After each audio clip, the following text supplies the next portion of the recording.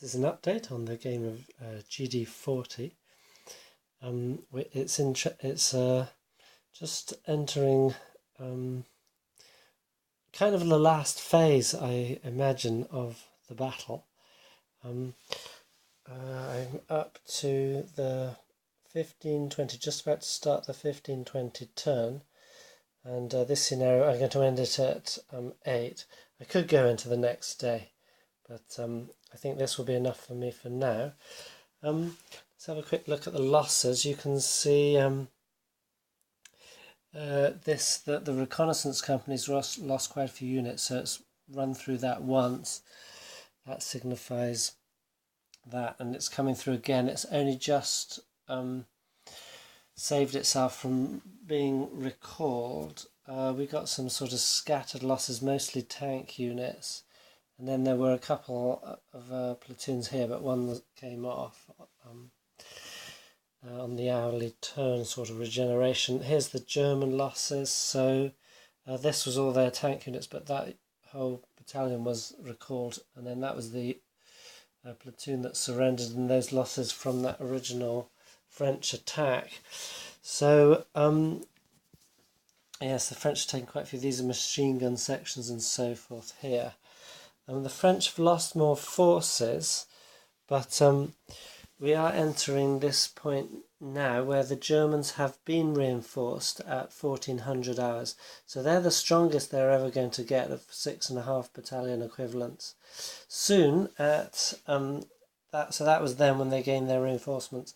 The French in an hour's time will be up to 9 battalion equivalent strength.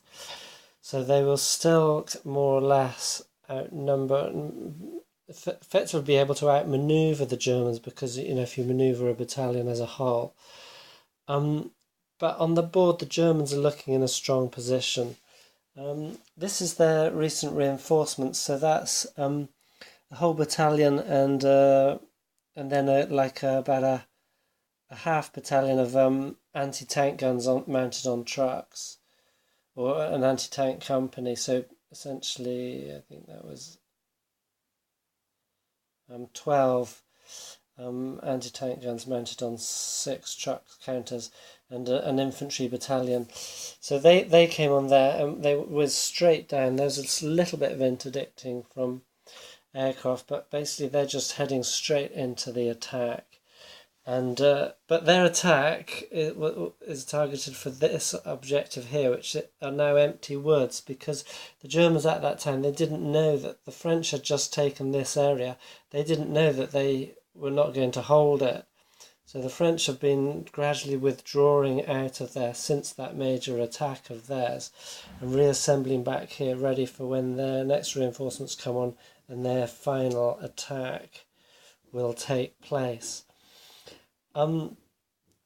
They did send in a task force to hold the woods, essentially that reconnaissance battalion reinforced with some extra tanks. But upon looking at what's happening now, which is essentially a German attack, they've declared their defensive failure and withdrawing to their rally point here. So they've taken a couple of losses from artillery and or air sorties of tanks, and those armoured cars that you saw on the morale chart. So they're bugging out, and these white markers remind me that this German area is dug in. There were dug in units here and here, but they've now moved out because the Germans have got a bit of a complicated attack plan.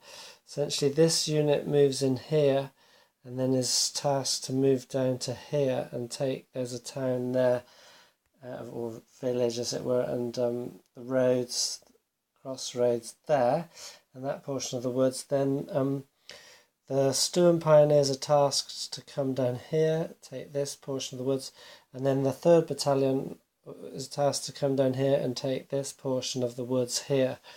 And the 2nd Battalion, which were originally tasked to go here, were attacked in disarray by that French attack. They've been retasked to come and take the the woods here, so essentially they're going to line up in the flank here. So this is going to be interesting. The Germans know that some French are coming on here. They know attack is coming. The main French force is here, so their thought is we need to take these woods to act as a buffer against that. So so they set up this elaborated attack plan, not knowing that the French were actually withdrawing more or less anyway. So their attack will go ahead nicely, and they will be able to take these objectives, but they've only got an hour to complete it before the French kick off their attack. Although the French, they might take a while to assemble. We'll see. They're more or less assembled here, and then the reinforcements might want to assemble. They're designed to thrust up here. So that's why I'm saying this is really the last phase, because although we've got 5 more hours, give or take 20 minutes to go, the Germans are strongly holding Ston. The French have one last attack planned, and the Germans, they can't really get another attack in unless another attack implemented. So really, on their op sheets, they've got reserve forces and all these implemented to do hasty defences. So the Germans are kind of just moving in to reconsolidate their defence, and the French will attack more or less as the same time as that's happening. Now, I have just thought of have a quick look at the op sheets, what's been going on. So we have one, and I didn't fill out. We've got all these succeeded, failed, recalled, and succeeded op sheets. So we've already cycled through quite a few op sheets. That's from both sides. What we have left is the French. Essentially, they have this as their major attack, 3 axes of advance here, and the objective basically being Ston itself. And then they have they're accruing for hasty defence upon completing that mission. You see these are all the weighted turns being accrued, so there's different units at different rates accruing for this one.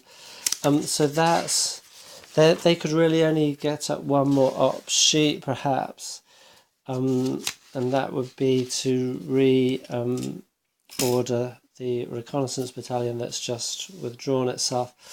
So that's sort of the end of their story, op sheet wise. The Germans have they've actually gone through less op sheets than the French, but they've just implemented this one, and this one, and this one, which is their attack. So they quickly drew some new ones up, and this is the one they're sat in at the moment, essentially, which is the prepared defence, although these ones have come out of that. So it's been interesting. Effectively, the Germans, they did get inside the OODA cycle of the French. As I understand it, the OODA cycle is observe. I could be getting the terms, the acronym wrong, but even if I am, this kind of describes it. It's OODA, so you can observe, then you can order what to do upon that, make up some orders. Then the units have to deploy into positions, and then they can activate according to those orders. So between ordering and responding, those 2 steps of a decision cycle, there's 2 more, which is there's the between the observing and the responding, there's 2 more steps.